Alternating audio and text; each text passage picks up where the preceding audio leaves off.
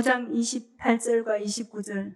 이를 귀히 여기지 말라. 무덤 속에 있는 자가 다 그의 음성을 들을 때가 오나니 선한 일을 행한 자는 생명의 부활로 악한 일을 행한 자는 심판의 부활로 나오리라. 아멘. 무덤에 있는데 그의 음성을 들을 때가 있답니다. 그러면 재림 때 내가 다시 와서 나 있는 곳에 너희를 영접해 주겠다 했죠.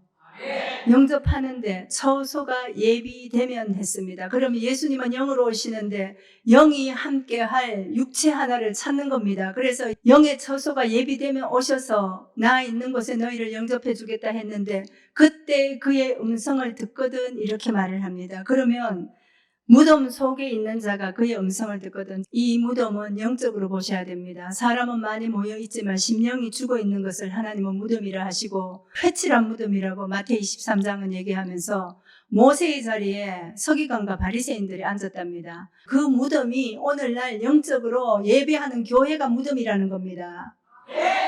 우리는 2000년 전에 조림에 매여 있다고, 예수님 십자가 지고 3일 만에 부활하고 거기에만 매여 있는 거예요. 다시 오실 때는 처소가 예비되면 다시 오신다 했는데 그 처소에서는 어떤 말이 나와야 돼요? 살리는 말이 나와야죠. 생기가 나와야죠. 그래서 회칠한 무덤 안에 있는 그곳에다가 이 말씀이 들어가서 거기에서 생기를 받고 에스겔 골짜기 같은 마른 뼈들이 살아나서 영원한 한 나라를 이루는 겁니다. 말씀은 시종일관 하나님이 내가 내 때에 이것을 이루겠다고 약속을 주셨는데 우리는 그런 신앙을 안 하는 겁니다. 그래서 생명의 말씀 듣고 생기를 받고 내가 영으로 다시 살아날 때 그 무덤에서 나오는 것이고 그것이 그의 음성을 듣거든 했던 그 말입니다. 그 음성을 듣는 그날이 7째 날 나팔소리입니다. 그래서 선한 일을 행한 자는 생명의 부활로, 악한 일을 행한 자는 심판의 부활로 나온다. 부활이 두 종류예요. 내가 지금 어떤 부활을 지금 맞이하고 있는지를 보시라는 겁니다. 그리고 사도행전 24장 갑니다. 나는 저희가 이단이라 하는 도를 쫓아 조상의 하나님을 섬기고 율법과 및 선지자들의 글이 기록된 것을 다 믿고 있답니다. 부활을 얘기하는 거 보니까 재림이 완전히 이루어질 때 부활되는 거 아닙니까? 그래서 내가 부활해 주라고 얘기하지 않습니까? 예수님이. 그걸 지금 예수님의 성령이 함께 해서 사도 바울이 지금 얘기를 하는데 저희 기다리는 바 하나님께 향한 소망을 나도 가졌대. 사도 바울도 곧 의인과 악인의 부활이랍니다. 악인의 부활로 나타날 사람 있겠습니까? 근데 영으로 아는 거죠. 그죠? 말씀을 부인하지 마세요. 말씀을 대적하고 하는 사람들이 성령을 회방하는 겁니다. 의인과 악인의 부활이 있는데 나도 너희가 믿는 하나님의 그리고 선지자들의 글을 다 믿는다. 너희가 믿는 대로 나도 다 믿는다. 근데 깨달아 보니까 의인과 악인의 부활이 있다는 것을 내가 지금 알겠다. 이것을 16절에 보면 이것을 인하여 나도 하나님과 사람을 대하여 항상 양심의 거리낌이 없어야 된다. 부활은 유월이 없으면 부활할 수가 없어요. 어린 양을 잡아서 문설주에 바르고 그리고 우리가 급히 먹고 허리에 띠를 띠고 도망하라 했죠. 예수님 오실 때 유월한 사람들이 누구예요? 그 12사도와 500의 형제 70문도들 아니겠습니까? 그러면 우리가 지금 어느 시대 사람인가를 보세요.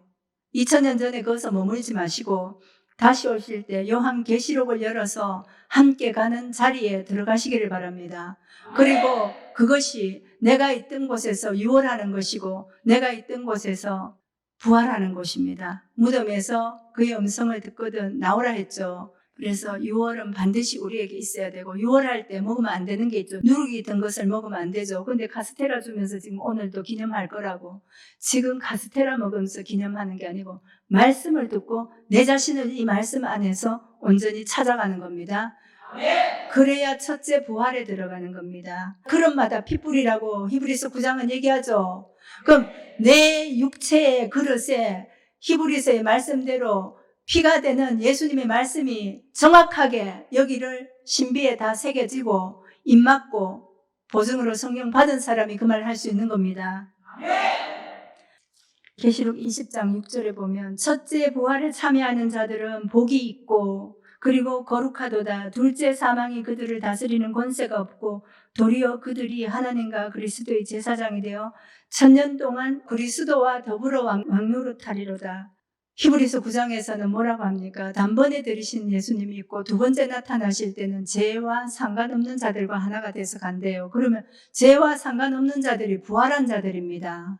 그래서 첫째 부활에 들어가는 사람들이 예수님 2000년 전에 오셨을 때 믿고 의지하고 같이 있었던 12사도처럼 이 마지막 때는 24 보좌에 앉은 24 장로들이 있어요. 계시록 4장에. 그리고 계시록 21장에는 금 갈대의 청량을 받은 144 규빗이라고 있습니다. 그 사람들이 서는 문이 굉장히 좁은 문입니다. 그래서 좁은 문으로 들어가기를 힘쓰라 하죠.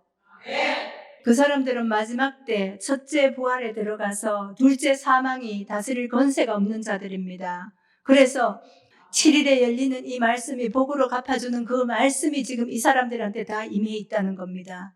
그래서 말씀을 온전히 새기시고 그 말씀 가지고 첫째 부활에 들어가셔서 하나님께서 주시는 복으로 사시기를 축원합니다.